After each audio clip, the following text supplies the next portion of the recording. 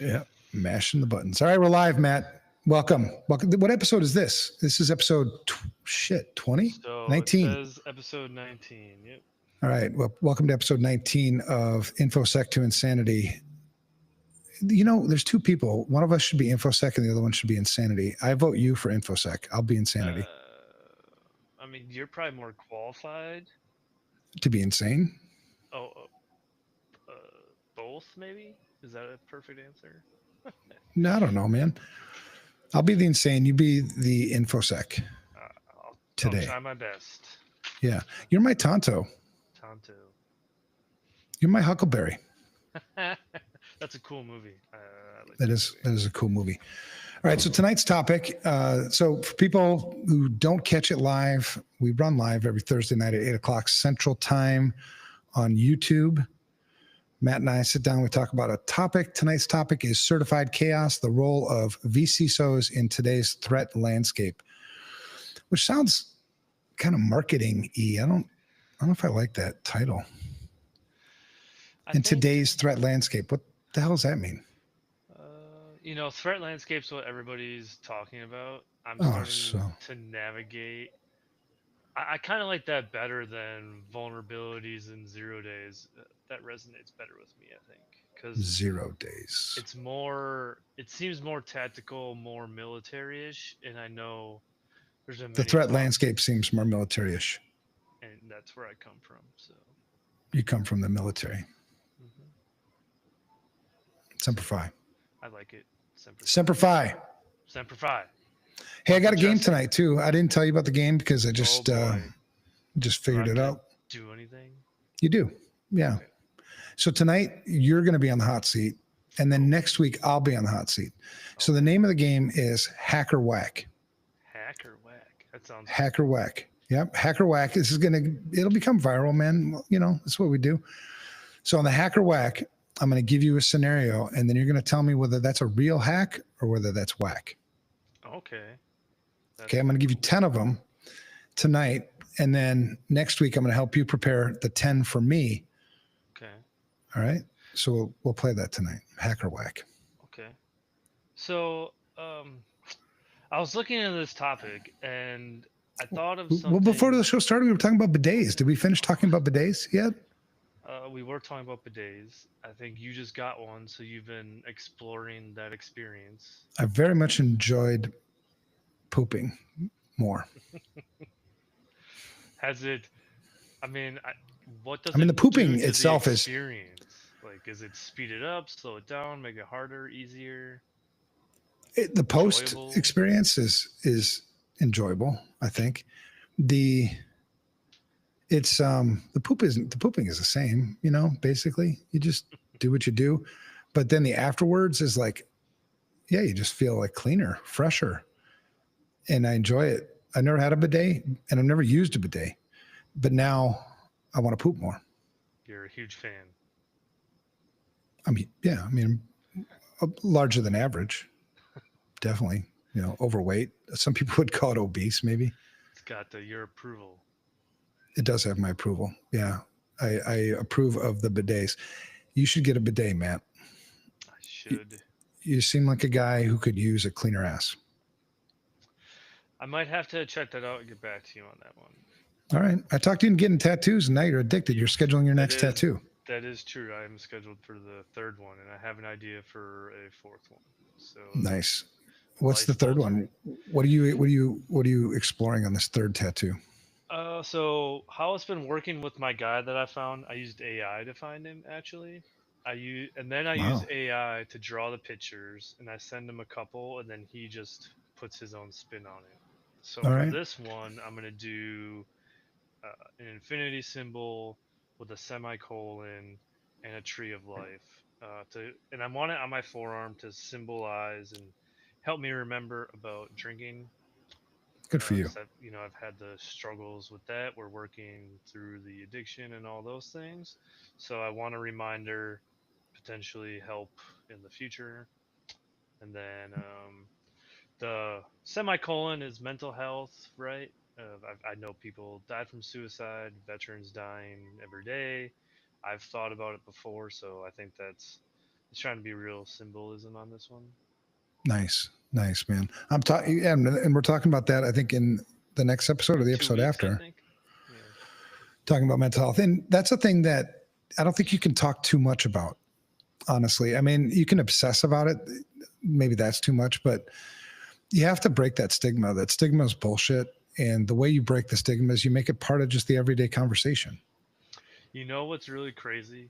I was in the office yesterday and I was connecting with somebody and I was talking about it, and I felt like the whole office was like going quiet, like trying to listen to me. Like, should I be talking about this in the office? It was like Were all you talking weird, about but mental health? yeah. And like just even me saying, like, I called myself an addict and I'm like, dude, is everybody listening to me? Like, what's going on? Because I'm starting to try and refer to myself like that because that word has a bad stigma too. So Right. Well, the people that matter in your life, I think, will really appreciate an authentic version of you. You know, I think you have a tendency to be fake, to say shit that ain't right, to exaggerate things when you're trying to impress people. And my friends, I'm not trying to impress my friends. I'm not trying to impress you. I'm trying to, navigate life with my friends, enjoy each other's company. And, it'll be a fun exercise to talk about that because there's so much posturing. I actually have another episode 23 I've already got kind of in the can. I started working on that, and it's the posturing, the what do you call it? Intimidation we use in fakeness. this industry. Hey, do not let your cat put his ass in the camera again, please. Okay, I will try not. That was kind of distracting when that happens. It was, I mean, get the cat Maybe a she bidet. needs a bidet. Do they have cat bidets? We could DIY it. Yeah. But I'm excited to talk about that intimidation factor thing because I think a lot of people have it. I think it contributes, to imposter syndrome. It contributes to not feeling well along the same Definitely lines, on both not feeling sides. good enough. Oh yeah.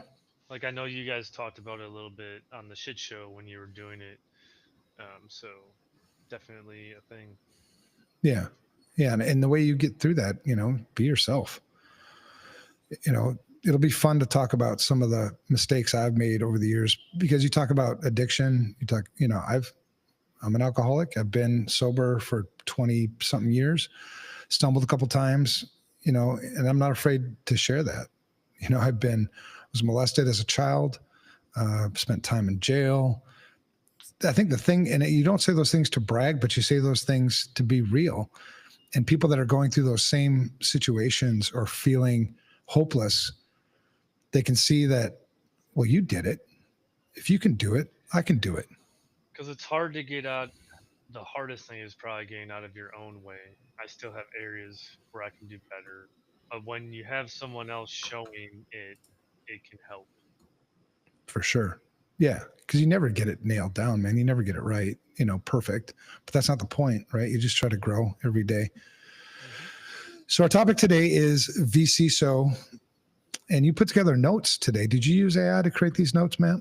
I did use AI for sure, but the ideas about like what it's pulling from is mine. Because the biggest thing that has not bothered me, has intrigued me about this vCISO thing is I see it popping off. Everyone's being a vCISO, and then I hear people saying, "Oh, I'm a fractional CISO," and I'm like, "Where'd this fractional thing come from?" So I had to dig in and find out like the origin of fractional roles and what is their purpose, where does it come from, because it's confusing to me that, and it'd be great because you're a business owner, like if you're hiring people for your organization, why aren't they doing the job? Why do you have to have someone come in to do it as a consultant?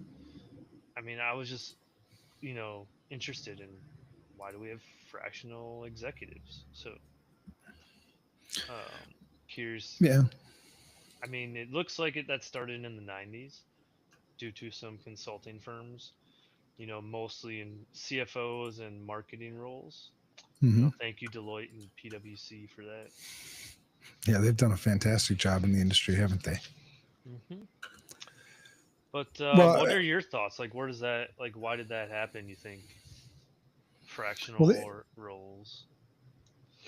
I think there's a couple reasons. I think primarily for a fractional role versus a full-time role, there's just not enough work for a full-time position. There's not a team to lead. There's not whatever you're envisioning this role to be. It's not, it's not a full-time role. We're not small enough. I mean, we're not large enough. We're not complex enough to require, full-time position. The other thing is, being able to afford it. A good CISO, my last real job, and this is back in 2008, my last real job was a CISO for I don't know, $3.5 billion pharmaceutical company. And with stock options, they were paying me $350,000 a year. And that's 16 years ago. So I think your good, talented CISOs, they're going to fetch good money, probably $500,000 or more, maybe. So that's a lot to chew. That's a lot of money. I think, or you could go with, a newer kind of CISO, a CISO that maybe isn't, your top notch CISO, but how long is he or she going to stick around? Right. If they're continuing to climb that ladder. I had a conversation once. I was doing work for Domino's Pizza, which right outside of Detroit, I think. And I was sitting down, I had coffee with their CISO, and I was just curious. I always like asking just, off the wall questions. And so I asked him, I'm like, man, you're CISO of this big company, Fortune 500. I don't know. Fortune 500 company, you're a CISO. You've kind of reached it, man. I mean, this is so maybe the pinnacle. Yeah, that's what I asked. Where do you go next? He's like, yeah, maybe banking. I'm like, okay, yeah, maybe. But I was interested because at what point do you get to a position where this is it? I'm fine right here. I don't need to go any higher. I was talking about this with the CEO of FR Secure, John Harmon. We have a couple of employees, more than a couple, at FR Secure that are absolutely found their sweet spot. They don't want to be promoted. They love it right where they're at. They're awesome at what they're doing. They're continuing to get better at what they do, but they don't want a promotion. But it's, I think there's lots of reasons to go with there's a difference between fractional and vCISO too. It may be subtle differences, but they're not interchangeable. Just like cybersecurity and information security are not interchangeable. Those are two different things. And for people who don't know, information security, the difference between information security and cyber is just technical, right? It's a pillar in the InfoSec. Right. Information security, we would take technical, we would also take physical, and we would take the human element and put those together. Whereas cybersecurity, by definition, cyber is of or pertaining to computers, right? So it's a narrow slice of it. Now, we use them interchangeably all the time in our industry, and I think a lot of times it's cooler, it's sexier to say cyber. It's easier to put into sentences, it's less syllables. Right. But sadly, I think it also confuses a lot of people. They think that cyber is just technical, or information security is just a technical thing. And I think the same thing around fractional and vCISO. Fractional is often, fractional can be an in-person, it can be somebody who's an employee of an organization who part of their full-time activities is also serving as a CISO. So it's fractional, a fraction of their time. I think there's also fractional CISOs where fractional CISOs are usually in person more. There's an in-person sort of face-to-face element to it. Not that vCISOs can't also, but vCISOs are almost always outsourced. It's from a third party. It's from a consulting organization, a consultant of some sort. But that's confusing. It's confusing in our industry too, because if I asked you, what does a vCISO do? What would you say? Yep, that's a great question. Are you asking me? Yeah, sure. I mean, I'll take what, and not to call you out or give you shit about it, just to get your perspective. I mean, if we had a vCISO, like what I think that person would do is going to be different for each company. So where I'm at, I think it would help push governance and culture and changing. It's not a tech problem to a business problem. I Mm-hmm. think that would help our mission. But I think it's going to be different at each company, right? Where they're at in their maturity. Do they just need a project? Or are they just trying to get more technical? I think it's going to be different. But Yeah. I don't know. Is there an official definition? I'm thinking about like it seems like it's gone through this journey. Like I found out, and this could be wrong. Sounds like this guy Steve Katz, who was the first CISO. He created it, or it was created at Citicorp in the early '90s. I call Apparent, bullshit. apparently, they hired him, and they're like, figure out what to do. I Who have do a you book think's the around here. first one? I have a book around here somewhere. Some guy came to visit here, and he came with a group, right? And they wanted to talk about vCISO stuff, actually. And this guy claimed that he invented vCISO. Okay. And I was like, all right, impressive. Tell me more. And so he wrote a book, and I have the book. I haven't read it, but it's because I'm waiting for the movie. But Yeah, I don't know where come that on. book is. But he, it was really interesting because I asked him, tell me about this thing you invented.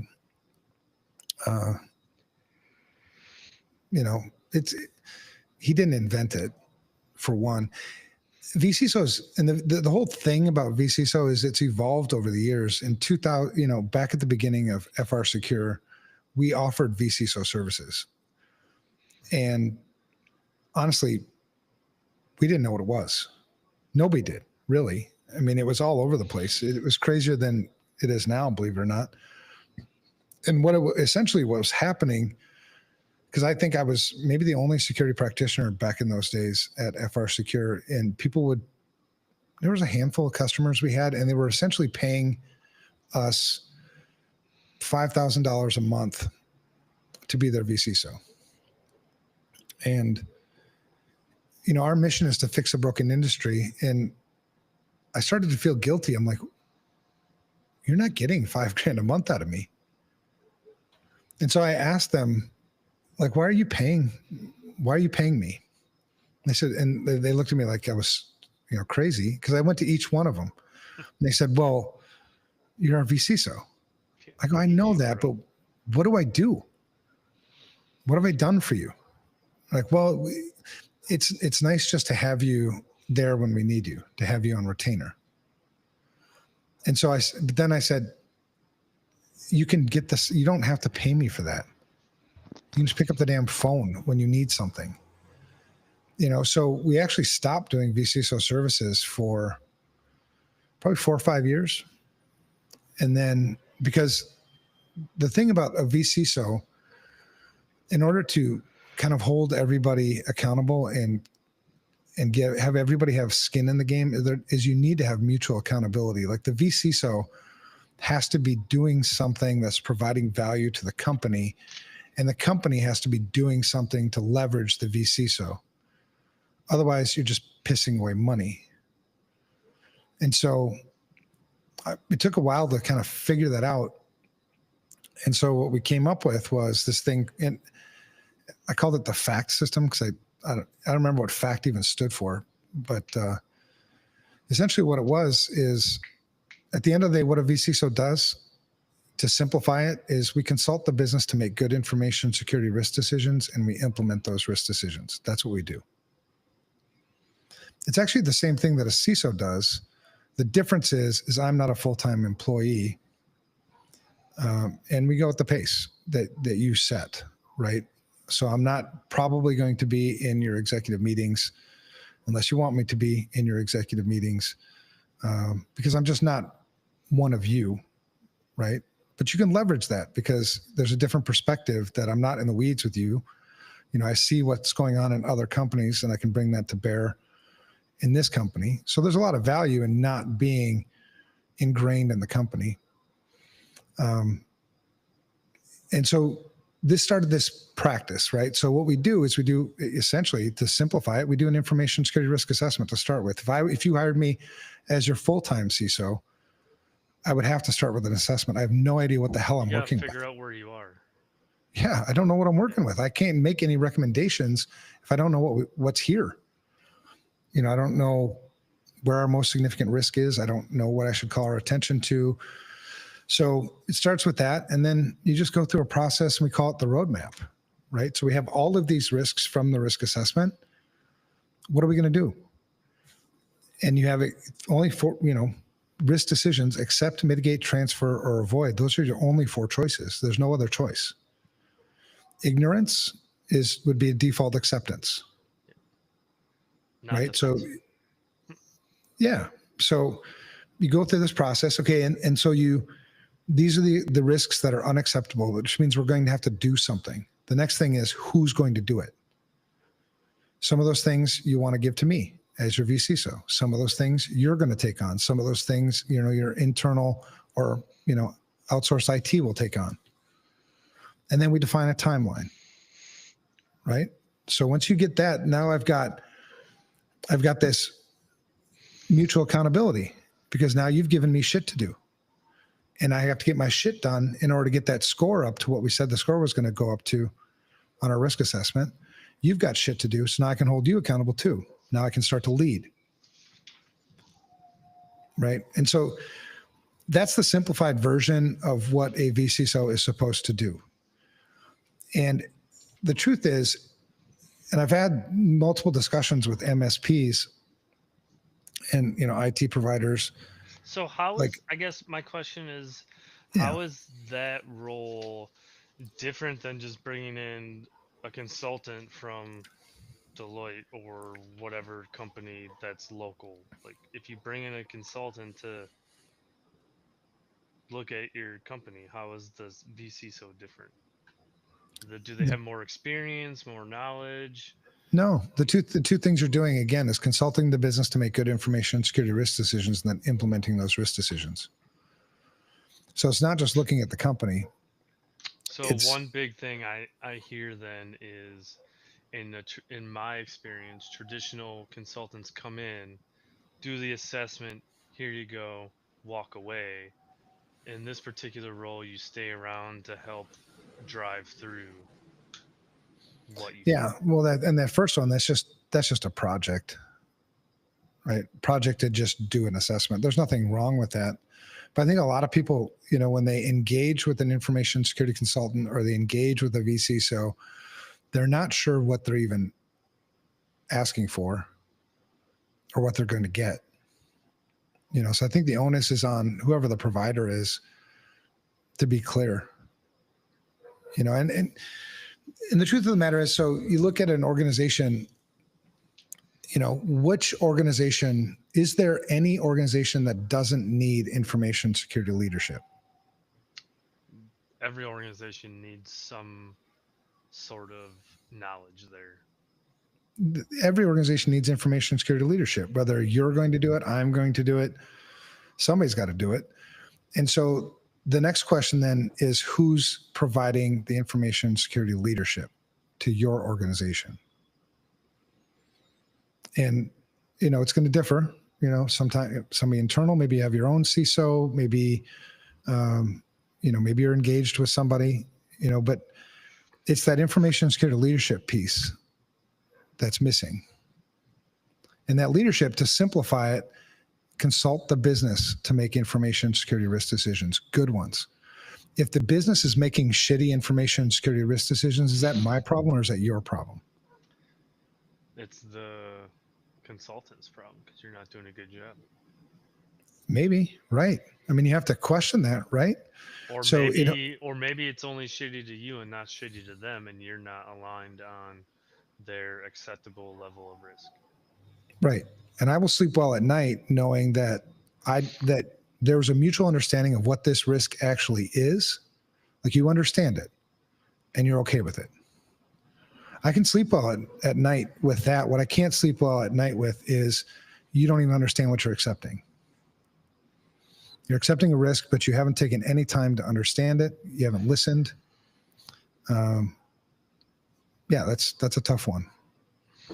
So, at the end of the day, who's ultimately responsible for information security in an organization is who's ever at the top. The board, CEO, owner, whoever's at the top of the chain, they're ultimately responsible for information security in the organization, not the CISO, not the vCISO. My job is to consult you to make good information security risk decisions. If you make shitty information security risk decisions, that's on you. As the owner, as whoever's on the top, at the end of the day, right? If I'm complaining as a vCISO, like, I can't believe the organization keeps doing this shit, blah, blah, blah, that's your problem as the CISO, because you have to question yourself, are you actually consulting well? Are you speaking a language that they can actually understand? Are they paying attention because you're engaging? Do they see the value in what you're doing? Or are you just another security guy that's always saying no to shit? Now, if you're in that position and you're upset, would you try to change your language or would you just leave? No, I'm a guy who I will leave if I feel like I've exhausted all my options. Well, so it's kind of like a pointed question because I was talking to some people, I don't know, a week ago or something. And I was trying to talk about framing up language to try to resonate with someone differently. And he was like, "Oh, I don't sound like that. I'm not going to talk like that." Like, well, maybe that's why it's not working. And I'm trying to figure out okay, so how do we get this guy to talk differently? Because then his thing, but maybe that's not my problem. Maybe. I mean, I think a lot of security people, we get kind of stuck in our ways, especially, those of us that are driven by ego that, it can't be me. It's got to be them. It's Right. their problem. It's not me. I think good leaders, if you want to be a good information security leader, whether it be a CISO or a vCISO, the first place to point the finger is at yourself. What can I do differently? Why am I not resonating? There's 3 things you're going to need if you want to get that. I'm always a 3s guy. I think that's an ADHD thing. 3 things you need in order to get your point across: trust, credibility, and likability. Are you trustworthy? Are you credible? Are you likable? If you can check those boxes, I'm there on all those things. Well, then you can start going to different places. And I've shared this with you before, offline. Most leaders, most of us are motivated by, one of 3 buckets, and it's not exclusively one bucket, but one bucket's usually dominant, and it's ego, mission, or money. So as a vCISO, as a CISO, looking at the leader that I'm interfacing with, I'm trying to figure out what motivates this person. What is it? Is it ego? Okay, well, then I need to position my message in a way that feeds their ego, that they can see it, how they're going to benefit. People only, if you went to college and took that Psych 101, you remember Pavlov and the dogs, right? It's either pain or reward that makes dogs and people do things. When people can see how they're going to benefit from what it is you're going to do, they'll jump on board.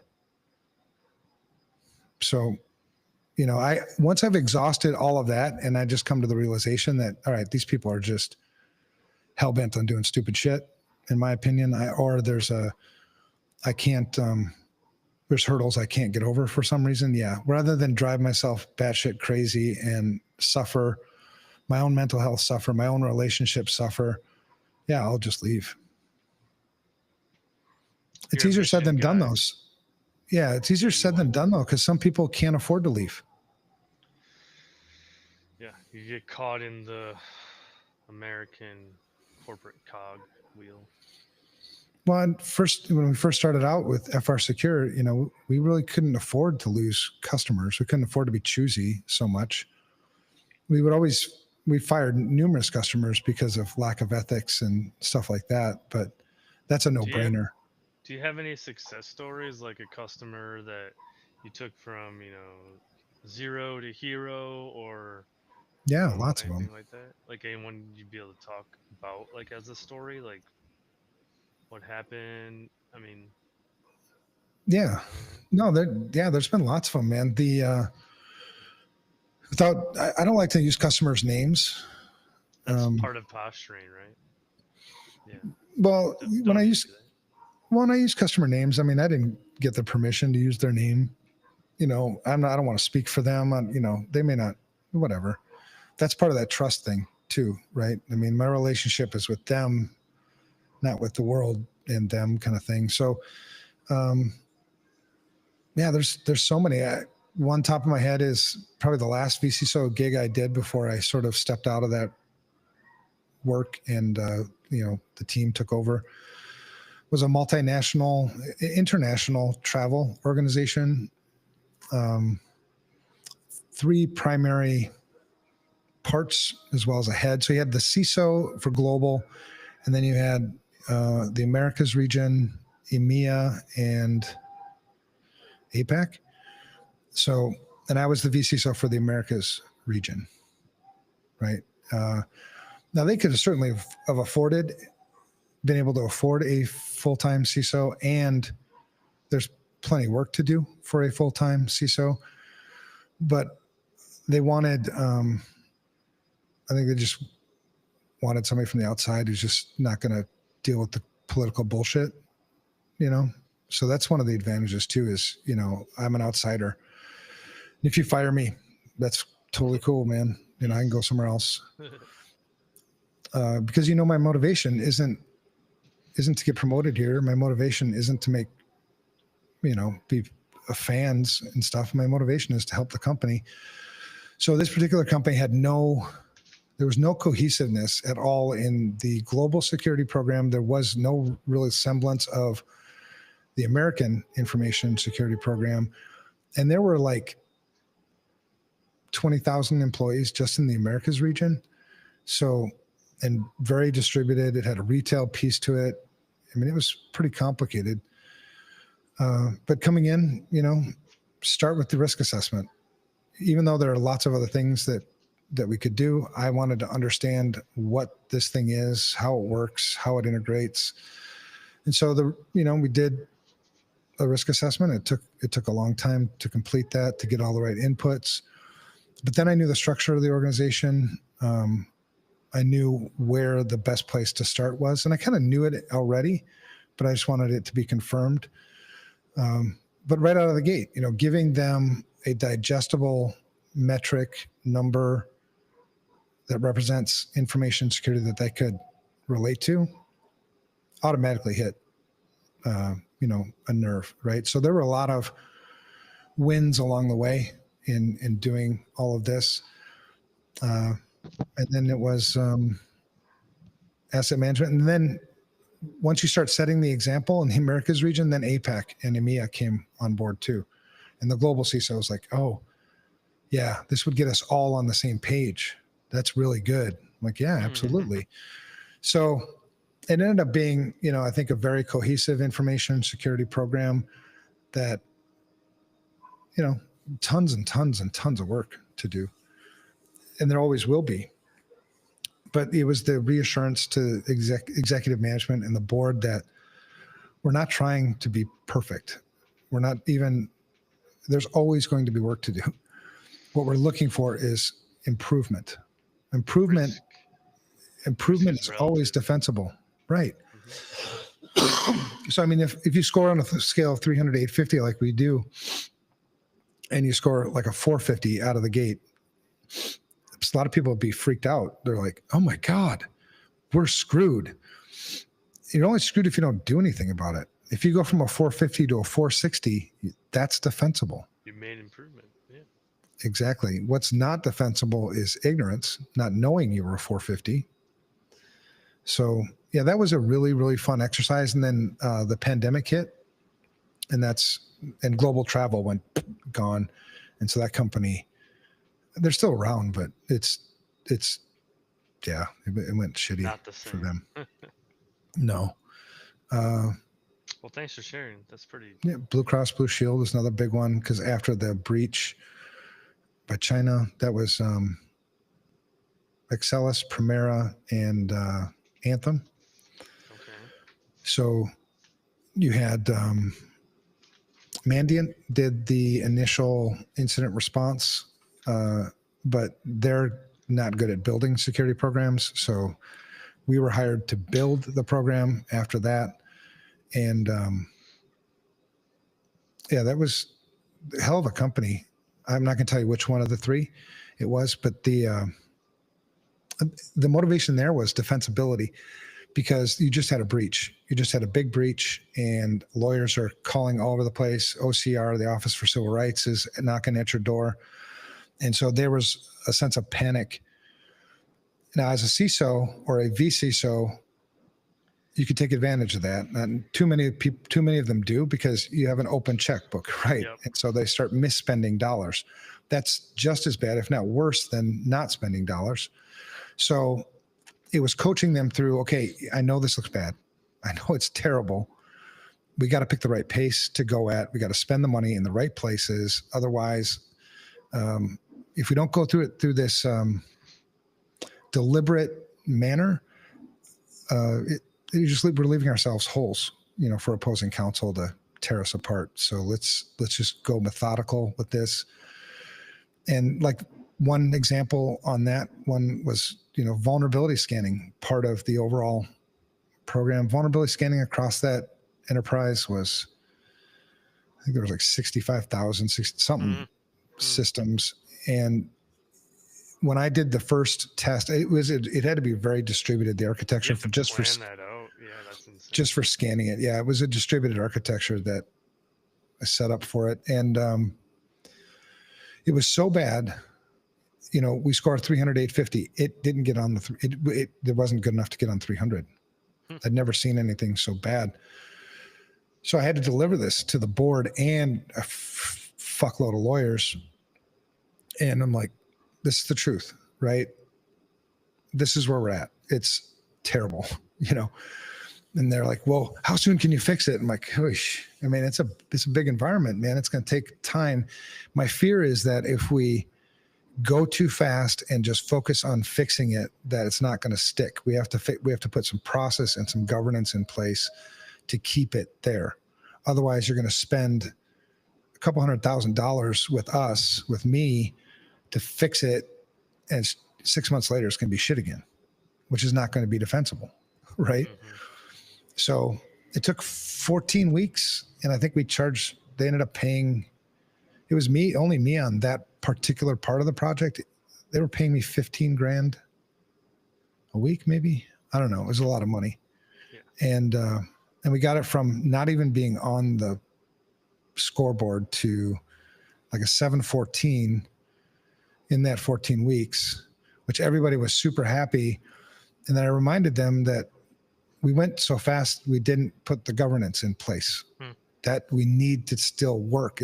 I know the score is great, but it's not going to stay that way. And and it was funny because they kept reassuring me, no, we got it. Thanks. You showed us how to do it. You showed us how to keep this going. And I'm like, okay, and then sure enough, like 6 months later, Evan, can you fix it again? So it was a success story, and then it went to shit. And then it was back to a success story, I guess. Great company, and still a customer of FR Secure. Nice. Really great company. Actually, both of those companies are still customers. That's cool. Yeah, lots of successes, but that's what I think as a vCISO, you always need to be, and as a CISO, I mean, as any information security leader, you always have to be prepared to demonstrate the value you're providing to the company. And ideally, the value goes beyond loss prevention. Human nature is, it's not going to happen to me. So if you want to know why your loss prevention story doesn't seem to catch wind and you're not getting the budget you need, because if we don't do this, we're going to be fucked, it's because of that. it's BS. Like, Well, part of the we fear. might be fucked, but they're not going to believe you Right. because that's how people think. It's not going to happen to me. Now that happened to them. It's not going to happen to us. And so what's the value? What's the value proposition to the work that we're going to do here? Can I make us more efficient? Can I make us more nimble? Can I make us more money? Yeah. I mean, we know that we have these necessary things that we're going to need to do, right? Nobody's going to remove passwords from everything. That's an obvious, like, well, that's going to go to shit. But how can we do it better? How can we make people less frustrated with And actually passwords? follow the process because they're less frustrated. Exactly. And that's that information security leadership that's what a vCISO does, or that's what a vCISO should do. If a vCISO isn't doing that, then why do you call them a vCISO? It should be just a VS. I mean, there's no chief in it. V body. There's no chief and there's no chief and there's no officer. That's what motivated me on the the CvCISO program for Security Studio. Mm-hmm. You're trying to like really get some structure around like what this thing is actually supposed to be doing and not have it be the Wild West. Absolutely. Yeah. I mean, I'm paying for something. What the hell am I paying for as a customer? What am I getting? And as a practitioner, are you being held accountable to anything? Are you actually providing any value to this customer? Or are you just taking their damn money? And the last straw for this, and we saw this happening for a while in our industry. That's why when you Google vCISO, you see everybody does vCISO services. Everybody does it. It's like bullshit. I mean, you can call it vCISO, but it's not vCISO. So the last straw was a vCISO too. Like there's startups, fucking you throw a rock, you hit a startup, and they got a vCISO. Like right. You don't really vCISO anything. Right. And it's experience is one part of it, but you see a lot of experienced information security people in this industry that are giving really shitty advice. It's really weird. It's frustrating. And it's not that I have all the answers, because every time I see one of those things, I do question myself a lot. I'm like, am I doing this wrong? Have I been doing this wrong all this time? And then you go and do research and you figure it out. And you're like, no, I haven't. That's wrong. So thinking about advice, I want to throw this, I'm going to call it a hot take, throw this hot take out there. Hot take. It seems like CISA is being shaken up with this new political stuff that's happening. CISA? Like at the federal government? Mm-hmm. Oh, seems like they're being shaken up. It seems like they might have strayed away from their mission. I know you have some experiences and thoughts on that. Do you think we're going in the right direction now, possibly, or do you have any thoughts that the shakeup good is what it needed? Yeah, I like shakeups. I do. I mean, I like shakeups even if you're doing a great job. A shakeup is. You take a snow globe and you shake it up. It's always good, right? Yeah. Well, it's a fresh perspective. It's really easy, especially in government and public sector, to just get lazy and just, coast. And I don't think that's what CISA was doing. Where CISA's at right now, there's no director right now. Jen Easterly, as of the 20th, stepped aside. And I think Jen Easterly did the best she could do with what she was given. I think Mayorkas, because this is a position that reports to the Department of Homeland Security, and that reports, it's just, I think there's so much politics. There's so many politics involved in that shit.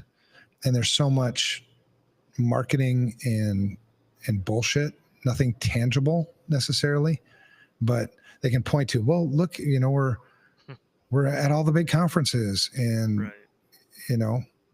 It seems like CISA should report directly to the president if we're following your logic of who's ultimately accountable. I think there needs to be some cyber function that reports directly to the president. whether it be through the Some Department of, defensive function, or do you put yeah, whether, defense and offense together? I mean, well, because it'd primarily be from a military defensive standpoint. Yeah. I mean, you're talking more about nation state stuff.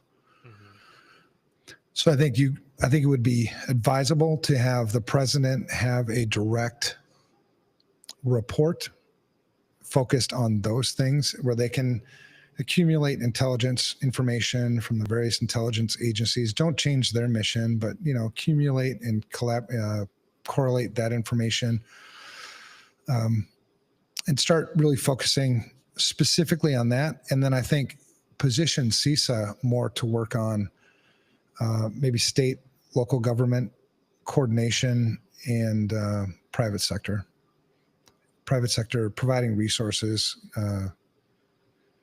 good direction. Right now, when you look at CISA, it's a clusterfuck of shit. It's good shit, but it's a lot of shit. It's very disorganized. They have some resources. I know they do free vulnerability scanning. Now, and then you got to get in line for that. And why would I pay for vulnerability scanning anyway? You can just go get our engine. Right. Open source, GitHub, install it, do it. I don't trust the government to do any scanning for me.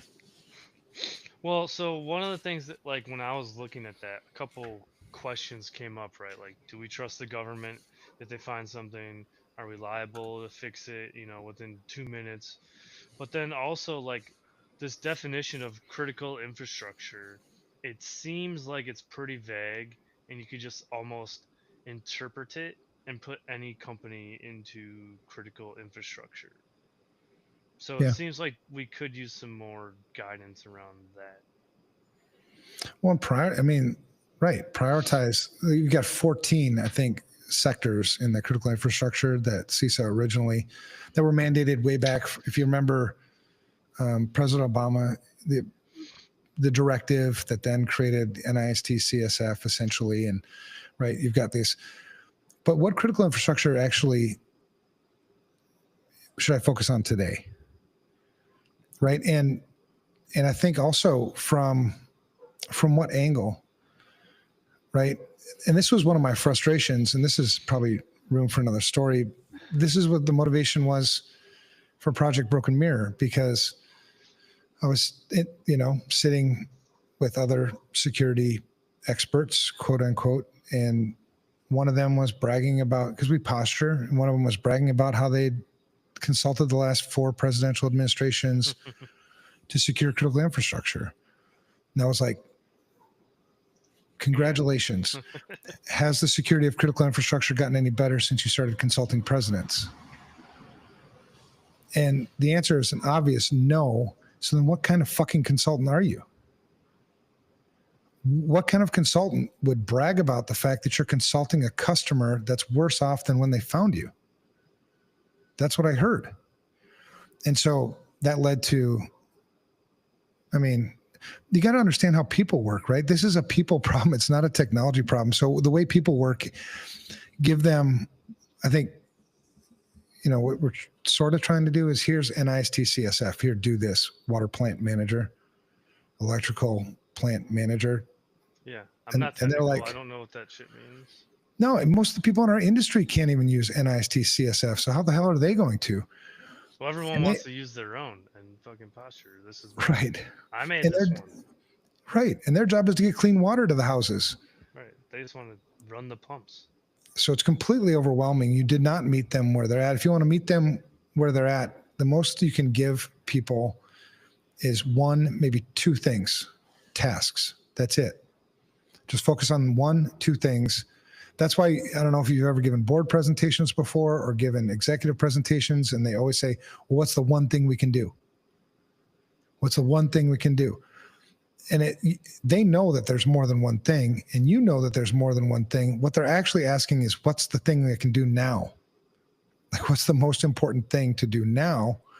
And so when you look at critical infrastructure, it's like, what's the most common method for an attacker to get into critical infrastructure? It's single factor authentication still. Exposed assets, open RDP, right. Probably. So how would I tackle that? Well, I'd map the attack surface of the entire fucking country and then close those things. So that's Seems the like two that's things that I something would start they with. should be able to do pretty easily with resources. Well, and if they don't do it, why do we always depend on the federal government? Why don't we just do it? Why don't we just, and that's, kind of the background for Project Broken Mirror, which is probably another topic for another day, but it's, I'm not waiting for the federal government to do shit for me. The federal government really hasn't done much good shit for me. So why would I wait for them? I'd rather do it. I'd rather do it right. I'd rather have control over it, meaning not personal control, but citizens, everyday people have control over it. So politics. Yeah. So that's still in the works, and still we're spending a lot of time and a lot of money in developing that infrastructure for Project Broken Mirror. But that's a segue. But on the CvCISO thing, so I got frustrated. That's what motivates me as a mission guy. I don't know if anybody is listening or watching is a mission person. There's lots of things to work on in this industry. The thing that I'm going to work on next is the thing that pisses me off the most. And so that's why, the CISSP mentor program became what it is, FR Secure, Security Studio. Same thing with the CvCISO program. The CvCISO program came from, the last straw was I was in a meeting with an MIT consulting group and some big consulting company out of Canada. And we were consulting 29 tribal colleges about vCISO stuff, trying to sell them essentially vCISO services. And the first question that they asked was, tell me how your vCISO services work. The first company to answer was the one out of MIT. And they said, well, we sell you a block of hours and you draw from that block of hours as you need work completed. How do I know what work I need? All right. Well, right. And so then the Canada company goes next, and the Canada company says, yeah, we basically do it the same way. And then it was our turn. And I'm like, no, that's fucking bullshit. It's bullshit for so many reasons. Number one, there's no leadership involved. There's no actual consulting you to make good information security risk decisions. I'm just an order taker. Why don't you just do that on projects? If you already know what you want and you're hell-bent on doing what you want, even if it's the wrong thing, then just do projects. Don't draw from a block of hours, because when you draw from the block of hours, you take on all the risk. Because I'm incented as your provider to take as much time as possible to get this shit done so that you pay me more. There's no incentive for me to be efficient. There's no incentive for me to, it's just right, care, any of it. Right. Right. So that was the last straw. And then the next Monday, I decided to create the CvCISO program, and I taught the first class while I was creating the content, which is the stupidest damn thing. You made massive amounts of content for that program that you made, though. Thanks, man. Yeah, it's 60 hours. It's a 60-hour course, the CvCISO 1. You couldn't cut corners. That's another thing. If you're a mission guy, you can't cut corners. It's in you. You can't, even if nobody else knows that you cut a corner, Mm-hmm. And as long as I know, I'm like, son of a bitch. So yeah, the first half of that course is all about essentially the same kinds of things you would need to get your CISSP, except for without the fluffy bullshit stuff. And then the second half of the course is actually applying it, because I don't need a vCISO who knows a bunch of stuff. I need a vCISO who knows a bunch of stuff and can do a bunch of stuff. Like experience. Like you come out of college, you know a bunch of stuff, but can you actually do it? You need to get the experience, and you're getting them hands-on, real-world experience. Yeah, and we've approached colleges because I think that's frustrating, because when you take it from a student perspective, you just spent tens of thousands of dollars to get this education.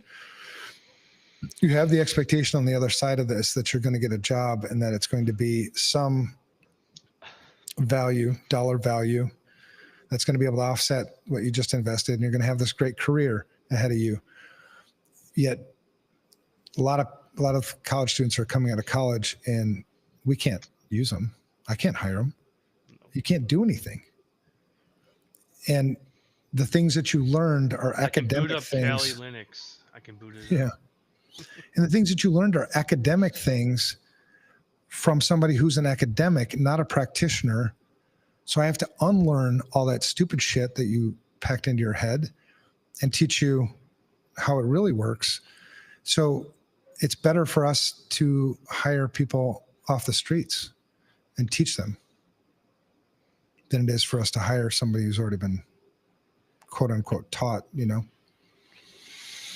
That's the crazy things about this industry, man. I've got this real frustration lately about, because I've talked to numerous, it's at least weekly, 2-3 times a week. I talk to somebody who is struggling to find a job in this industry. And I'm like, I'm told that there's like 1 million open positions. Right. How the fuck could you be not getting hired? How many, you know, how many times have you applied? Well, 800. Well, how many interviews did you get? 5. What the hell? What's going on? You know, I don't understand why these people aren't getting, because some of these people I know they're good practitioners. I just talked to one yesterday and he's like, is it me? And I'm like, no, it's not you, man. I've been hearing this more and more and more. It's a breakdown somewhere. I think I need to do more research on that. I was thinking about doing a project where I'm going to create some personas and apply for jobs myself. What? I think that'd be cool to see you do. Kind of like I the just want dude to, that hacks into the scam centers, call centers. yeah, I just Kinda want to see cool. what's the disconnect here. Why?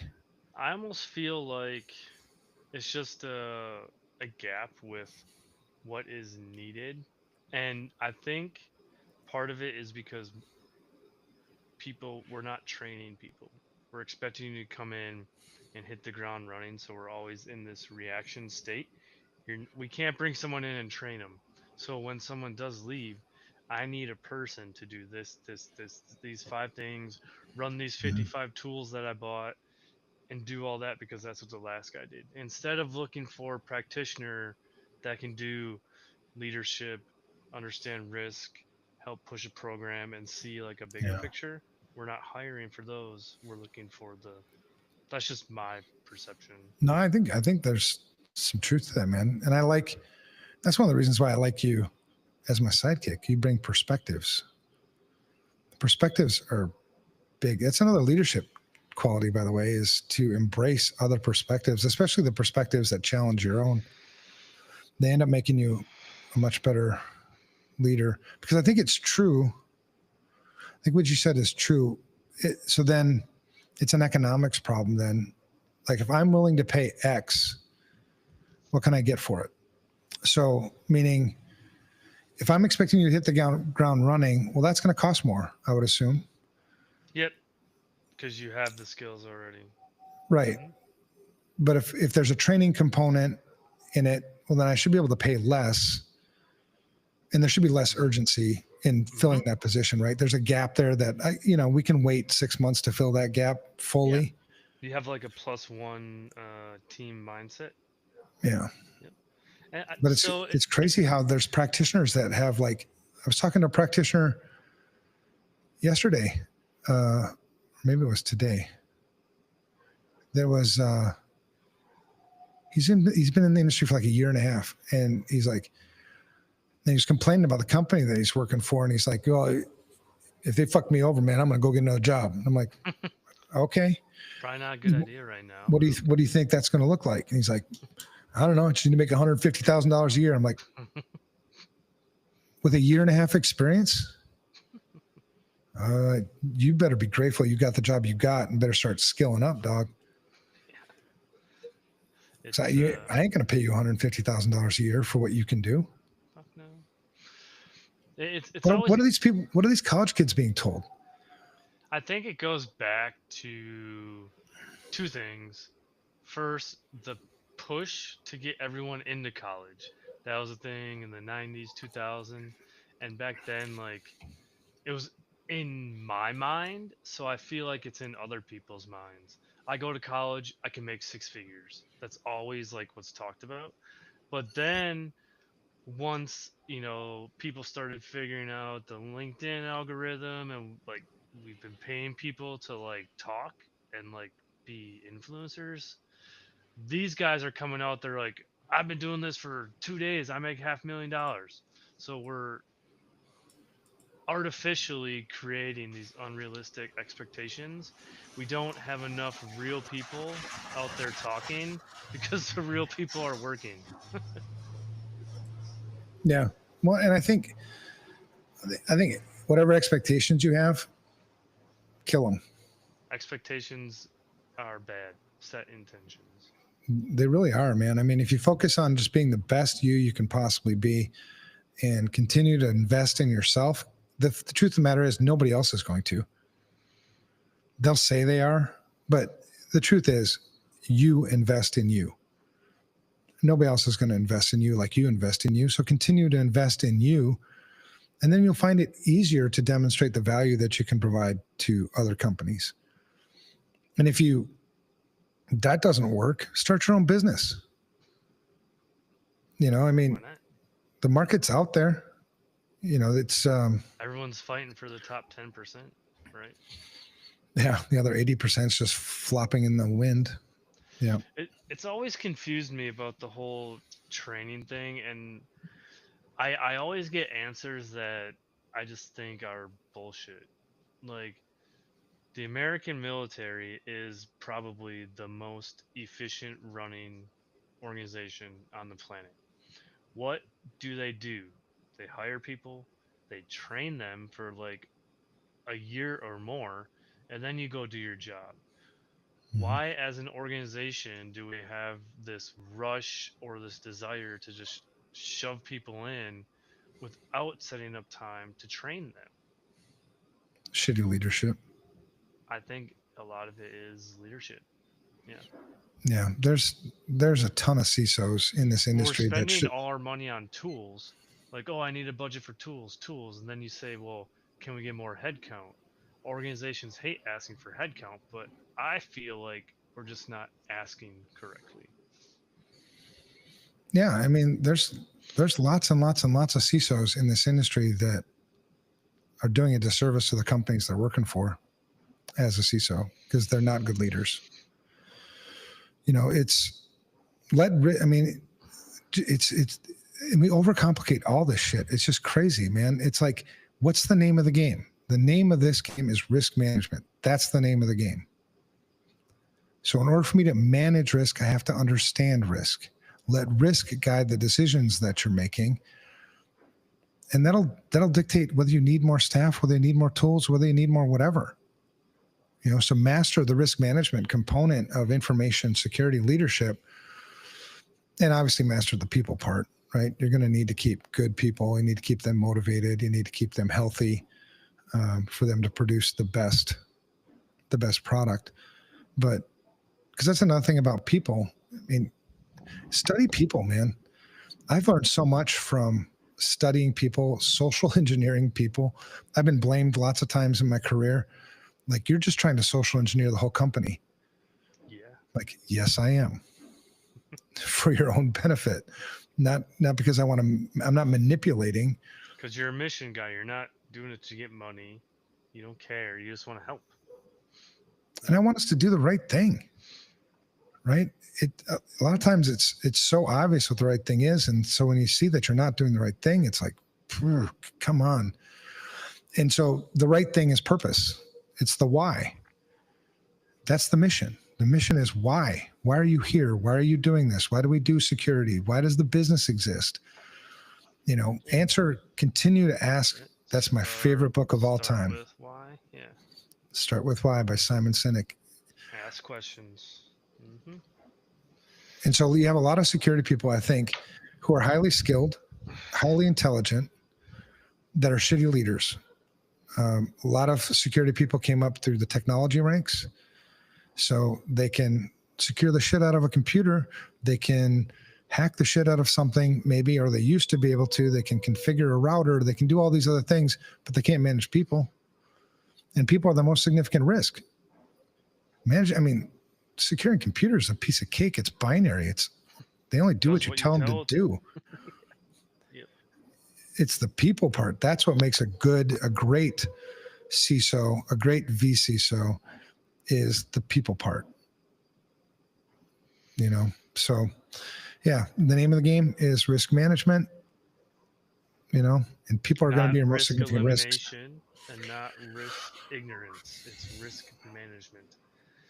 I actually just set up a meeting with my internal peers to go over risk management, because we always get into these debates about what is priority, what is the risk, and when they say that, I'm like, okay, you really don't know what you're asking for when you say what is risk, because like you're looking for a different answer.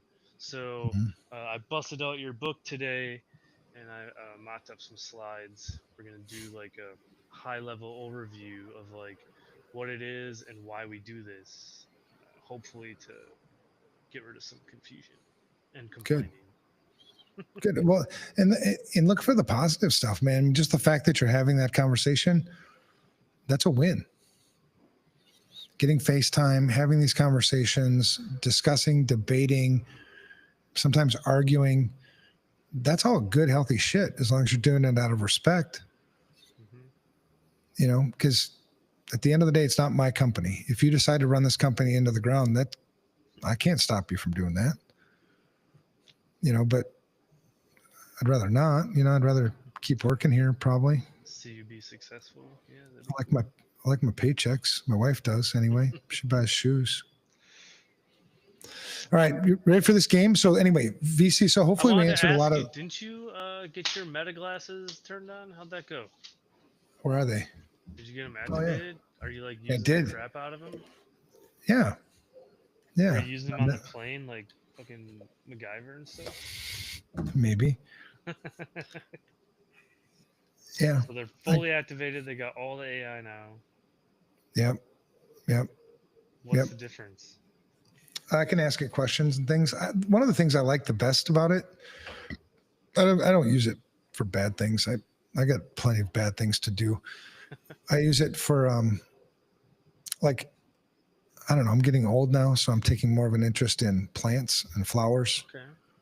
And so I'll say, hey, Meta, what kind of plant is this? And it'll tell me. And I think it's pretty accurate. I mean, it gives me more than what I had before. Picture of it, or does it take you to like a Wikipedia page or what? No, there's no heads up display. There's no heads up display. Talks to you then? Yeah, no AR, VR work, just AI. That's weak. No, but it helps, man. Or you can, I use it a lot for reading things in different languages. So like Spanish, I can say, hey, Meta, what does this say? And it'll read it out to me. That's super awesome. Yeah. Especially since you live in Spanish. Yeah. I mean, Mexico or wherever that place is you live. Yeah, and it saves me from taking my phone out of my pocket a lot. When I get a text message, it'll tell me, hey, you got a text message from Matt. And I'm like, hey, Meta, tell Matt to fuck off. Don't reply. Yeah, but you can, do all that stuff. So it's kind of nice. And I can take my favorite thing is probably being able to take phone calls without having to put things in my ears. So you just have your sunglasses on. I'm down at the beach, hanging out with whatever, having a business meeting. Like a villain. And nobody knows it other than the fact that it looks like Evan's talking to himself. Because they got transition too, right? So you don't have to take out sunglasses or nothing. No. That's legit. And for the price, I mean, for $400, yeah, it's cheaper than the watch. That's true. Yeah, for $400, it's like totally worth it just for those conveniences. I don't know about the security stuff about it, the privacy stuff. No. You have to have a Meta account? Meta, yep. And you already had one from your VR Quest, right? Yeah, I have so many accounts, man. I have actually I think I still have 10 or 11 Facebook accounts. Nice. Most of them were used back in the social engineering days, but I think they're still active somewhere. They were personas for doing things. You're probably trending somewhere. Yeah. So every time I say something, like I post a picture on my own account, Facebook, I go to all those other ones and like it really quick. So I'm like, I already got 11 likes. So that's what like all the marketing companies and influencers do regularly. What a pain in the ass. Such BS. All right. So did we answer some questions about vCISO and fractional CISO? Yeah. So some of the questions I had, what is it? What's it stand for? We did that. Is it full time? Yep. What what has contributed to the rise of this role, do you think? Why is it becoming more popular? Are more people just trying to get free money without really consulting, or are people really wanting to help? Yeah. Or like, what do you think why is it taking off right now? So I I see think it everywhere. I think there's multiple angles. I think one, it's opportunity. So a lot of people, it's a supply and demand thing. So on the demand side, people are realizing that they do need information security leadership. Either they've had, a breach, they've been hit by ransomware, cyber insurance companies, convince them, whatever. There's more demand for the information security leadership. I think there's more confusion than ever. And then on the supply side, yeah, there's tons of opportunity. And so people are jumping into the market to try to get their piece of the pie. And you don't have to rush. The piece of the pie is there, and it's much bigger than Ever. Yeah. So I think, for somebody who's just starting a vCISO practice, do it right. Do it because it's going to come down to reputation at some point. Right. And that's going to be the long-term win will be whether you're doing it right. So don't cut corners. Don't just offer vCISO services for the sake of vCISO services when you don't know what they are. You can learn what they are. I'll teach you what they are.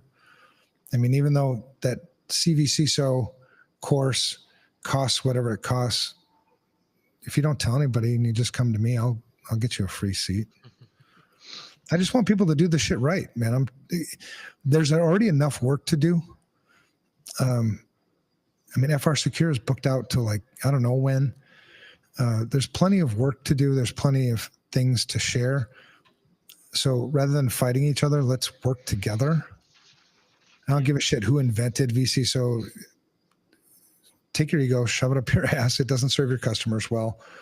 Let's go serve our customers. If you focus on the mission, you're going to make a shitload of money. If you focus on the money, you're not going to make the mission. So if you get your priorities wrong out of the gate, you almost automatically make yourself a non-friend of mine, enemy. Frenemy? Which you may not give a shit if you're my enemy or not, but I may piss on your grave. Definitely. Have you ever pissed on a grave? I cannot confirm or deny. I don't think I have, but I'm kind of intrigued now. I definitely have a cemetery story to share with you at some time. All right, we're gonna have to get that out of you next time. All right, so vCISO stuff. If you want to be a vCISO, I encourage you to be a vCISO. I would rather be a vCISO than a CISO.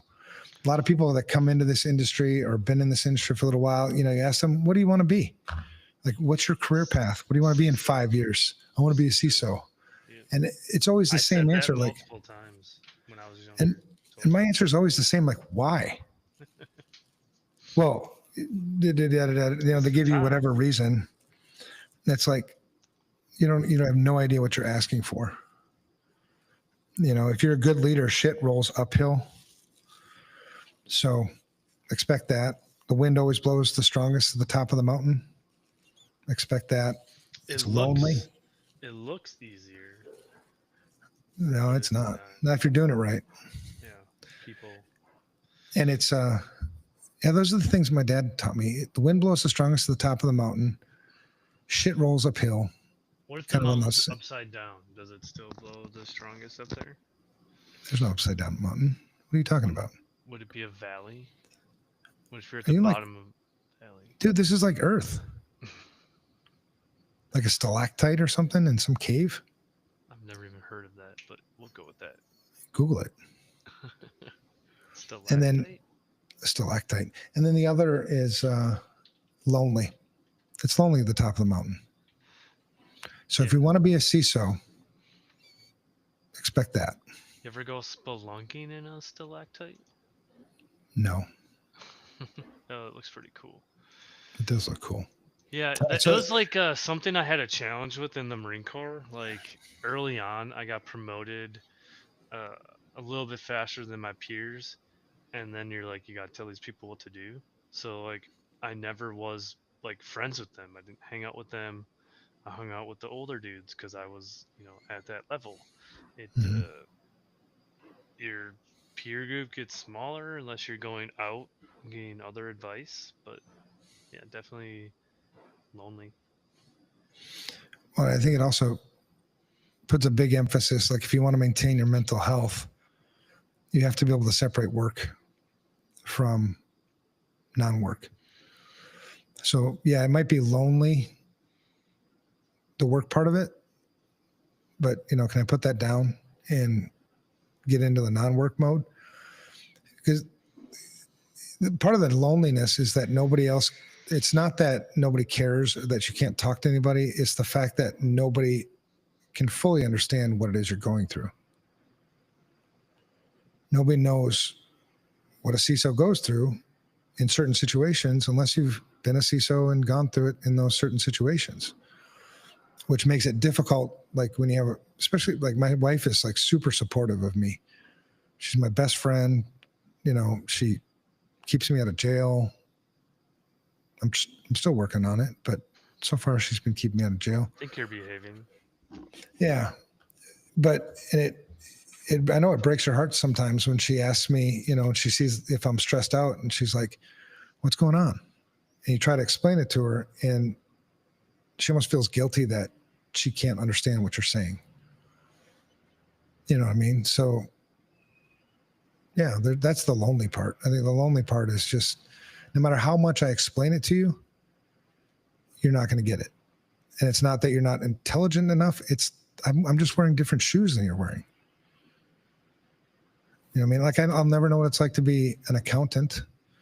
I'll never know what it's like to be, the CEO of Tesla. I'll never know that, but I know what it's like to be here in these shoes, doing this work. Yeah, it's lonelier. All right, there you go. So if you want to be a CISO, don't. If you want to be a vCISO, do you have to know everything before you want to be a vCISO? Like, no. Do you have to know all compliance rules, GDPR, whatever, HIPAA? You need to know all that stuff? Master it? No. No. You have to be extremely honest with yourself. And the things you don't know, go get the answers. So a CISO knows where to find the answers, what resources to draw upon, how to use those resources appropriately, how to coordinate things, how to simplify the complex things. But no, you don't need to know the intricacies of compliance or privacy law or any of that shit. If you're interested in it, then go learn it for sure. Just like you don't need to know code. You don't need to know Python to be a CISO. I need Doesn't to know mean how encryption works. Yeah. I mean, if you're into that, sure, learn it. The best CISOs I know are not technologists. The best CISOs I know are business. Yeah, they're really good leaders, leading up to their the board and the CEO and leading down. They just create this really nice cohesion between. But they're brutally honest with themselves. They know they don't know what they don't know. That's like I said those three things: trust, credibility, and likability. You want to destroy trust and credibility, start acting like you know shit you don't know. It's only a matter of time before that's going to bite you in the ass. People sniff it out eventually. Yeah. Yeah, especially really good like CEOs and boards. They're really good at they ask crazy ass questions. Mm-hmm. They do. It's like And, there's a and super secret question asking school they send those people to. yeah, we should do it. We should do a talk on preparing for board presentations, That'd be because pretty. I do like many hours of OSINT on board members before I go do board presentations. That'd be pretty cool. I did an event earlier this year, or no, it was last year. It's early this year already. Called Mindfluence, and we had a speaker there, and she was talking about the same thing, but she pulled up slides that she has seen CISOs presenting to boards and had an open conversation about, is this good or bad? Like, what's good about this one? Like, all these metrics, is that helpful? Probably not. No, Maybe. not that I Depends don't on who. understand what they mean. Yeah, it depends who's on your board, right? Yeah, I found that when I can get a board in a cycle of this is where we're at, this is where we're going, this is when we're going to get there, and this is how much it's going to cost. Those have been like the 4 golden nuggets for me, because it puts things into perspective for them. Cost is a challenge for me because I Well, think people are just supposed to like do their jobs. Costs and projects are like just grab a body and go get it done. Why do you need like a project? Why do you need money? You're already working here. So I struggle with yeah. those things still. Well, you're in corporate America. Yeah, true. Corporate America they like their formal project meeting bullshit rather than just, we don't need a project for this. Like Yeah. it's 6 mouse clicks and 3 commands. I can do it now. Yeah. Well, we should have a meeting about that. Why? Well, we should get input from marketing. Marketing doesn't touch this thing, and it never affects marketing. You die on the inside every time. That's why I left, because it was my last job, my last real job. I loved that job. I would still be there to this day had they not been acquired by a Japanese pharmaceutical company. It was great leadership. Lonnie Mulder was the CEO, great CFO, it was just a fantastic mission-driven pharmaceutical company that I loved working at. But before that, it was UHG. I survived for one project. The project was to deploy laptop encryption to like 46,000 laptops. And that was it for me. That was such a political nightmare. US Bank building their threat and vulnerability team and their incident response team, and Wells Fargo. I liked Wells Fargo. Wells Fargo is a really well-run company, believe it or not, at least from a security perspective back then. I don't know what it is now. When they're not faking account creations. Yeah. Yeah, I don't know about any of that shit, but the little piece of that huge animal that I worked in, shout out to Mitch Moon. If you ever know Mitch Moon, Mitch was, he's still there. Mitch is actually running the development team. Oh, somebody said something here. Bearded Ruckus. He likes to talk. And the Enjoy the talk and the realness of someone who, oh, there you go. Yeah. Nice. Be real. Be real. Be real. All right. Speaking of being real, Matt, you ready for our game? Yes, sir. All right. We talked a lot about vCISO stuff, CISO stuff. If you missed any of that, you can rewind it. Rewind it? Do we rewind anymore? Or was that VHS and shit back then? I guess it would be re-scroll, back scroll, re-scroll, re-slide maybe? Just keep clicking. Wait, we're supposed to tell people not to click. We probably just confused somebody. That's another thing. By the way, that's another thing that's like bullshit, right? Yeah. Don't click. Yep. How do I not click? My whole job relies on clicking. It's like I'm scared. Click the right shit. All right, here we go. So the name of the game is Hack or Whack. I'm going to give you 10 questions, Matt. Are these like scenarios? Like yes, scenarios. News articles or like? Okay. No, just scenarios. We'll figure it out. No, I haven't figured it out. You should be nervous because, yeah. if you don't score, if you don't meet my expectations, I don't know what I'm going to do. No, we're not done. We're still going to be friends. I just got to figure out something to do to you. Okay. All right, so 10, the name of the game is Hack or Whack. All right, this is the first time we played it. I'd like to make this a regular thing, so I think it'll be fun. And I think so. Participants can participate. So if you want to give Matt ideas, if you want to answer for him, tell him, no, this is Hack or Whack. Feel free. Matt's got to trust you or not. So I'm going to give you a scenario. If it's something that really happened, then these are kind of newsworthy-ish things, right? It's not like some crazy ass. If it actually happened, you say hack. If it's bullshit, you say whack. All right, so we got 10 of them. Next week, I'm going to show you how to create your own 10 so that we're kind of on the same page, but you're going to hit me with 10 next week. Okay. So it's that simple. So we're going to keep score because we're both competitive. You're a damn Packers fan, which is just kind of stupid, really. Way better than being a Vikings fan, but hey. Well, at least you've won a damn championship. All right, so the first one. This is called the Space Station Heist. In 2020, a hacker accessed the International Space Station's telemetry system and altered oxygen levels as part of a cyber ransom attack. Hack or whack? I think it's whack. I think you can get to the space station like that, but I don't think it's happened. You're right. That is whack. All right, second one. So you got one. We're done. We're perfect. You got 1 point. You got to keep track of points. Okay, I'll do that. You have one. All right, second one. The casino fish tank, a hack. Okay. A hacker breached a casino's network through an internet-connected fish tank thermometer and used it to steal sensitive high roller data. Hack or whack? Hack. That's true. Do you remember the year that happened?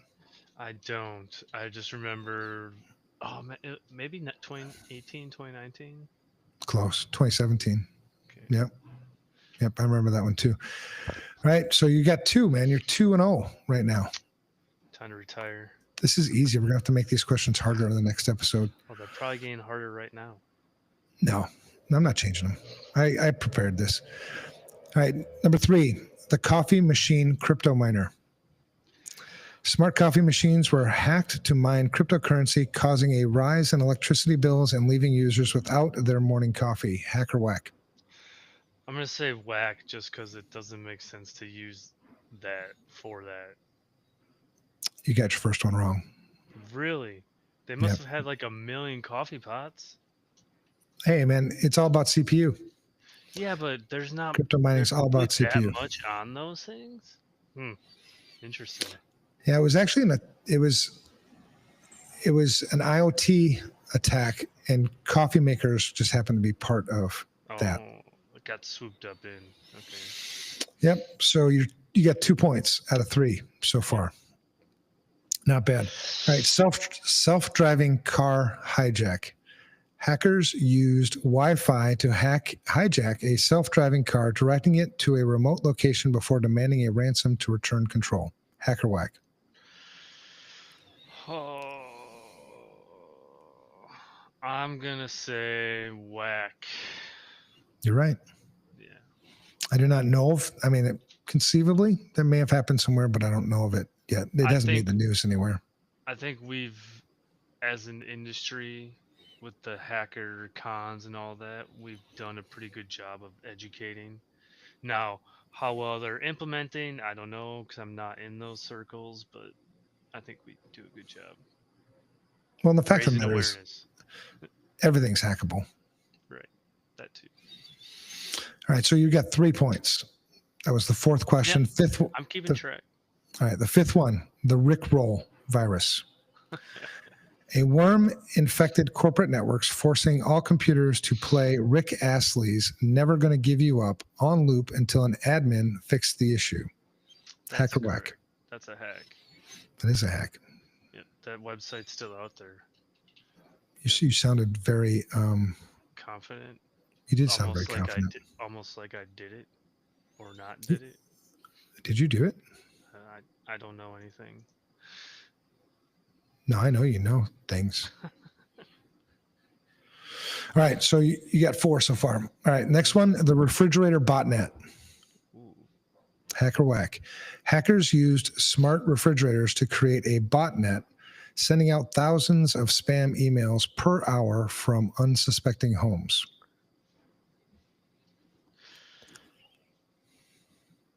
I'm gonna say whack. No, it's a hack. This happened back in 2014. So are they installing an Exchange server on there or no? No, the function's already in the Oh, for refrigerators. notifications for Yeah, your thing. Ah, interesting. yeah, refrigerators already have the mail component. That's where I was struggling, was the Exchange server piece. All right. So that's 2 wrong. Not bad though, man. You're doing pretty good. Fucking up. All right. This one. Let's see if you get it. The exploding smartphone attack. A malware infection caused smartphones to overheat and explode by overloading their processors during peak usage. I think that's whack. It is whack, but it's close, Yeah, ain't it? It was pagers, yeah. Yeah. Yeah. All right. Good job, man. You pay attention. Which my friend, so I found out that thing was like, I think he said 8 years. It took, like, the research he did, they found out they planned that for like 8 years before they rolled it out. Like that. That was super. Yeah. Very sophisticated. Yeah. Well, That makes me scared to like have a phone. Yeah. No. Like, that's a long time.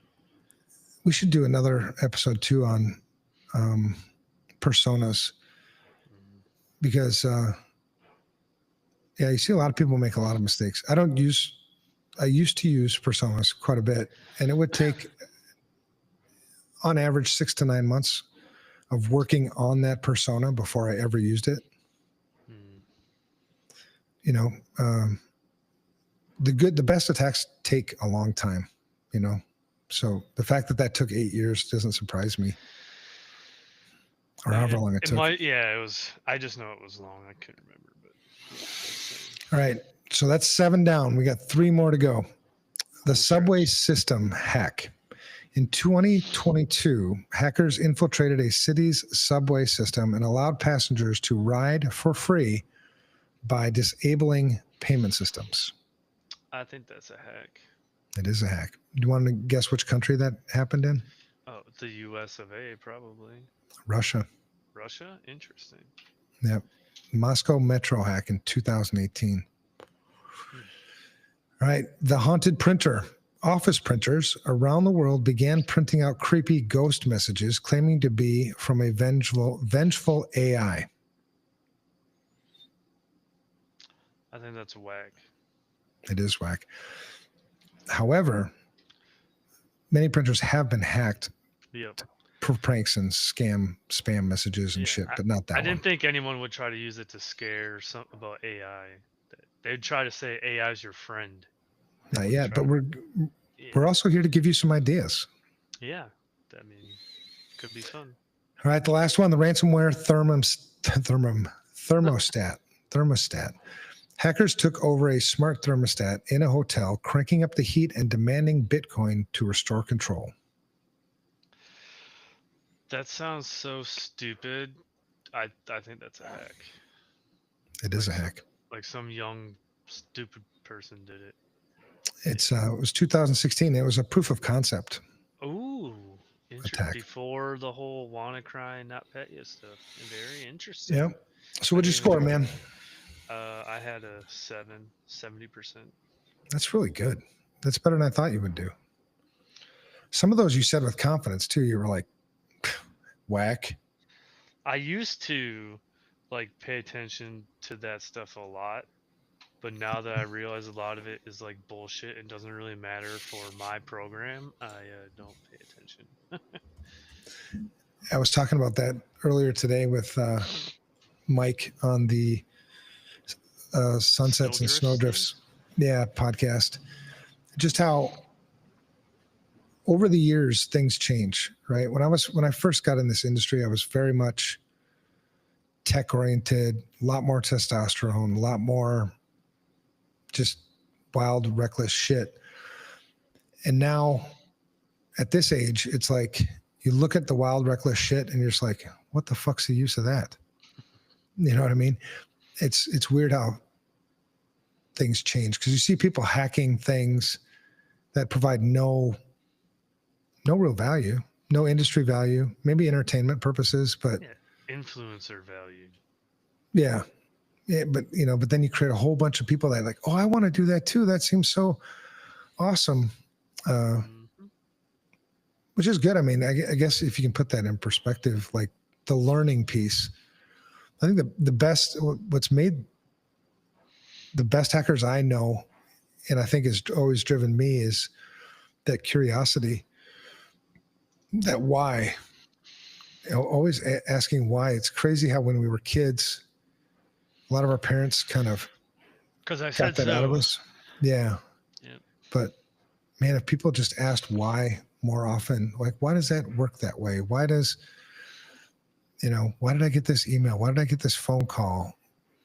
Why do we do security? Why do we have passwords? Just continue to ask why. It leads to so many opportunities for education. All right, man. Well, that's all we got next week. What are we talking about next week, Matt? Good question. Mental health. That's next week. That is next week. Ooh, that might be a problem. Why? Going to Florida next week.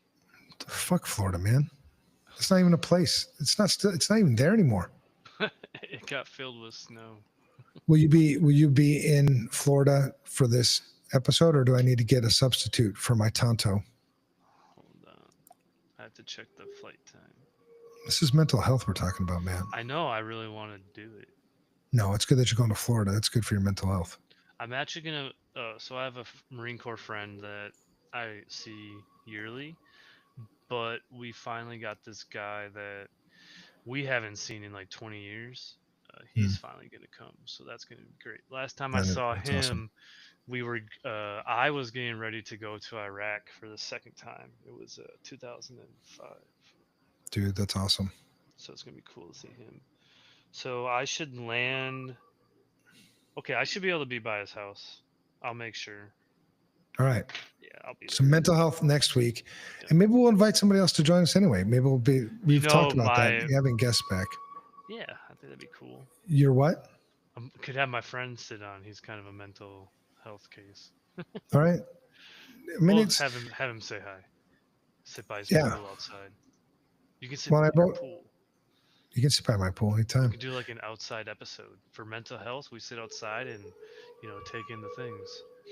Let's do it. Well, and we can do. I mean, mental health is one of those things. I think we'll have. Miami is still alive. Okay, Miami's still there. That's cool. That's the place that probably should not be, but all right. What? Stop being so damn judgmental. Miami's crazy. You're now choosing which cities we get to keep. There's someone else doing that too. Yeah, but whatever. You can't stop that. You can stop yourself, for crying out loud. All right. So, mental health is going to be one of those things where we're going to talk about regularly, man, because you have to. Because as long as the stigma still exists, we're going to keep talking about it. You know what I mean? I have a guest idea. Okay, we'll talk about that off screen. Okay. Does off screen mean like I just go over here? Yeah, that's fine. Okay. Where'd you go, Matt? I'm back. We need to get you some proper equipment. Yeah. What do you need? Camera? Well, you want a better camera? So I was talking to my friend about that, my coworker. He said, worry about technology last. Figure out the things first, then do the tech. So yeah, that works. I was actually, as we were saying here, I was looking at the thing. I could probably get a camera for my monitor. So it might be better. Get some lights. I have a light right here. It's pretty bright. I mean, it's not as bright as yours, but... You need some more tattoos on your hands? I'm going to get it right here, actually. All right. No, we'll work on the tech. I appreciate you. Good episode. Hopefully we answered some questions about CISO, vCISO stuff. I encourage everybody, the next episode that's coming, a couple more, is because it pissed me off a little bit today, was how people feel. People don't ask questions because I think they don't feel comfortable asking questions. Oh, totally. And so I want to talk about that. And because I do want more people to even interact here, ask questions. If I said something, because I'm pretty opinionated. I don't know if you picked up on that. So if I say something that you disagree with, I want to hear it. Let's talk about it. And we'll talk about it respectfully, even if it's like philosophically different. That's what makes us all better. You know what I mean? Sadly, our country, or your country back in the US, I'm a Mexican now, so whatever. Do the thing. Yeah, there's United States, Mexico. Nice. Yeah, we've become so like we just beat the shit out of people that don't see things the same way we do. Well, that's not how you make things. That's not how you make things better. So I would encourage anybody, if you heard something that you disagree with, or you heard something you want to add something to it, you have a question about something, we said something wasn't clear, speak up. The only stupid question is the one that doesn't get asked. We had a corporate meeting, and I really wanted to ask this question, but the inside of my body was like shaking, and I stood up and asked the question anyway, but I started the question by saying like, I'm nervous, I'm shaking, but this is why I know I'm supposed to be asking this question, because growth happens in uncomfortable places. And like Mm-hmm. all the leaders were like, oh, he's like, they were all praising me, and it was like people were coming up to me afterwards. I'm like, yeah, but I just asked a question. Like, you can ask questions too. This is what I'm telling you to do. Ask Right. questions. So hopefully more people ask questions. But you see the benefit in doing that. You establish yourself as a leader amongst leaders, right? Because you asked the thing that everybody was questioning. A lot of people don't ask it. Yeah, we've got a question here. So Yeah, what? what's some advice for someone in a new role, in a SOC role No, specifically? what would be your advice for me as someone that's new in the security space, specifically in a SOC role? You want to go first? Well, change your socks daily. Make sure they match. Yeah. Or Security Operations Center. It's My bad. spelled SOC, not. Did you forget the K? Yeah, whatever. What is SOC? That's one of those Security words. Operations Center, I guess, something like that. Okay. So I guess if you're trying to get into the space or you're already in the space, my biggest advice is just keep investing in yourself. Always invest in yourself, right? Keep learning, open up new doors.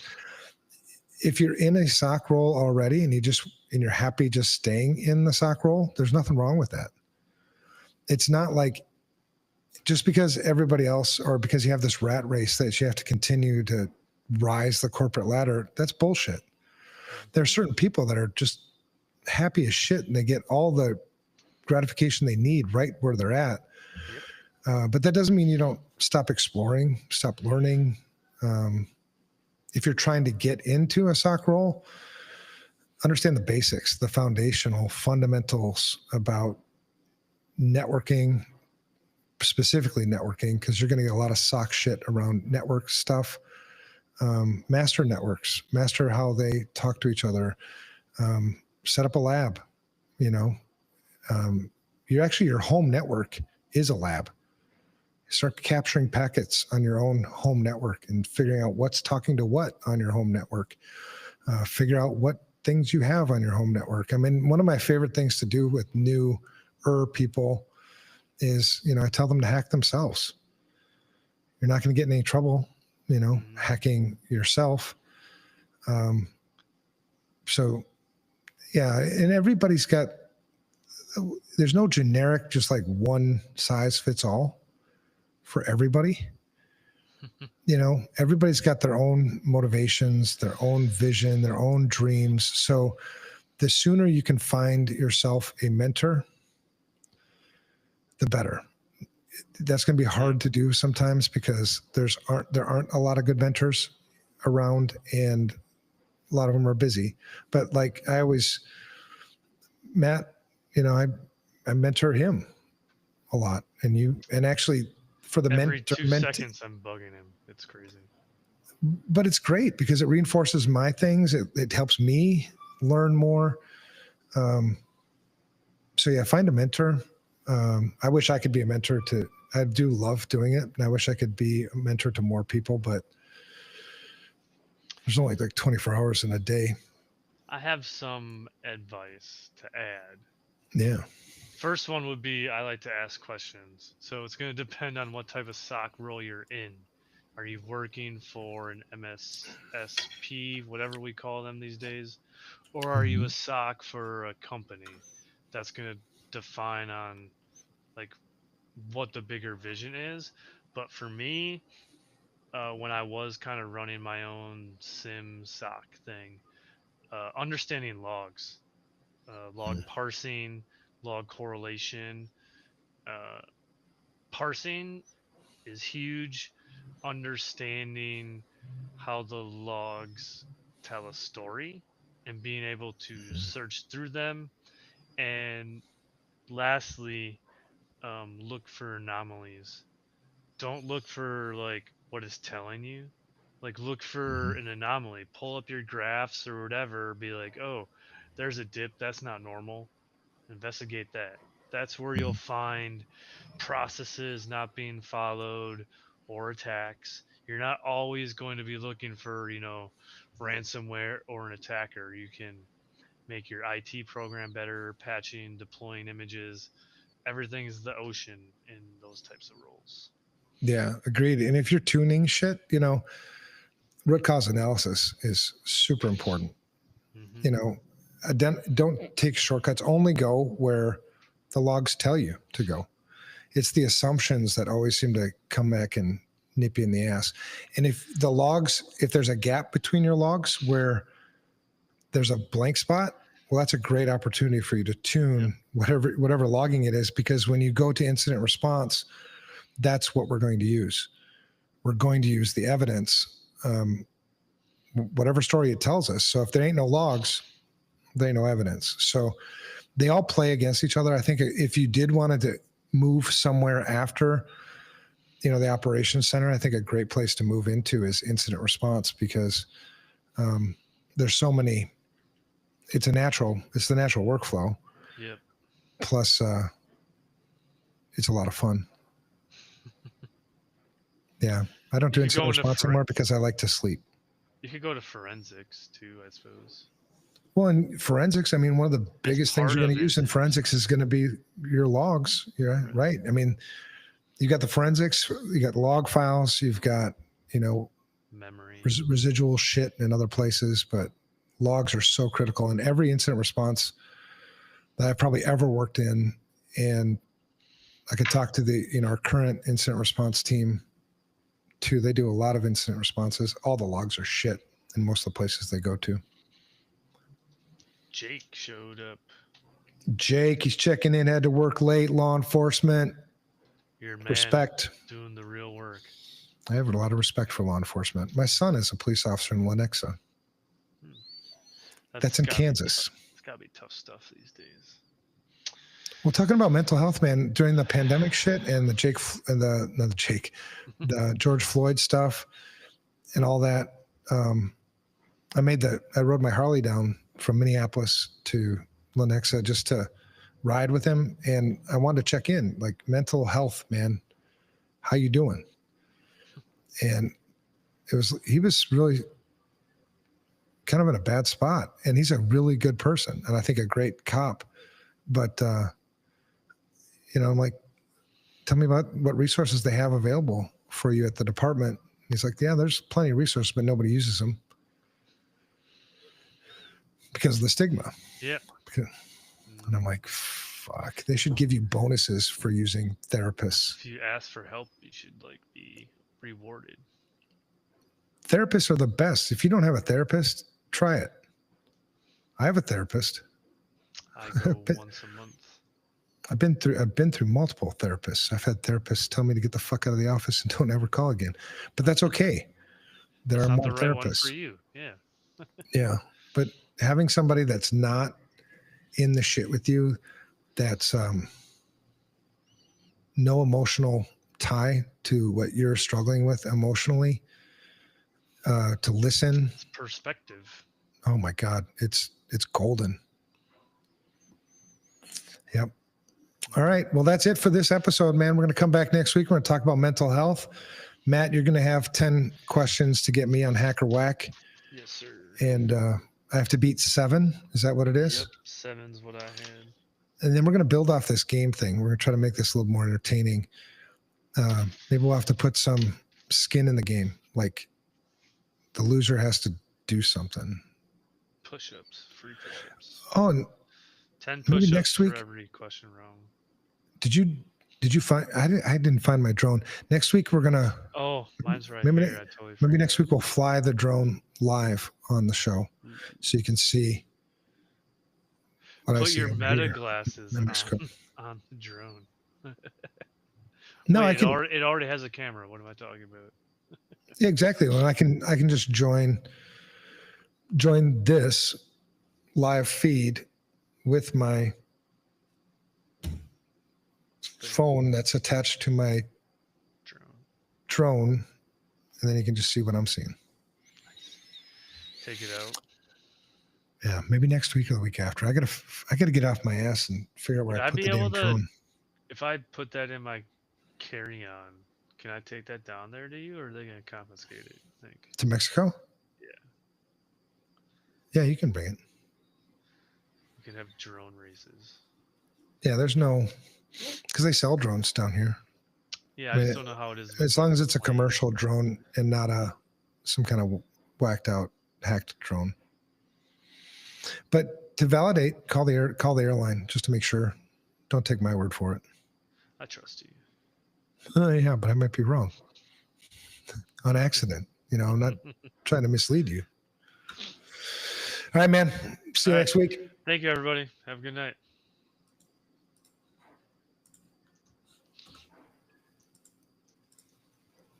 That's that. Pow, pow, pow, pow.